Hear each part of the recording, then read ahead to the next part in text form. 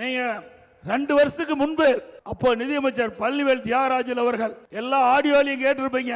30,000 கோடியை கையில வைத்துக் கொண்டு என்ன செய்வது என்று தெரியாம திரு சபரீஸ்வர், திரு உதயநிதி அவர்கள் தடுமாறி கொண்டிருக்கிறார் என்று எல்லா வலைதளங்களிலும் வந்தது.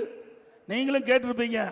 அப்பவே 30,000 கோடினா இப்ப எத்தனை ஆயிரம் கோடி கொள்ளையடிச்சிருப்பாங்க பாருங்க, சிந்திச்சு பாருங்க. அது மட்டும் இல்லைங்க, இந்த ஹவாலா பணம் இங்க இருந்தா மத்திய அரசாங்கம் அந்த பணத்தை கைப்பற்றி விடும் என்று சொல்லி இங்க இருக்கின்ற இந்த நகர்ப்புற வளர்ச்சித்துறை அமைச்சர் வெளிநாட்டுக்கு பணம் அனுப்பிச்சிருக்கார். வலைதளத்தில் வந்திருக்குது. அந்த பணம் அனுப்பப்பட்ட தகவல்கள் எல்லாம், செய்திகள் எல்லாம் இன்றைக்கு வலைதளத்தில் வந்திருக்குது.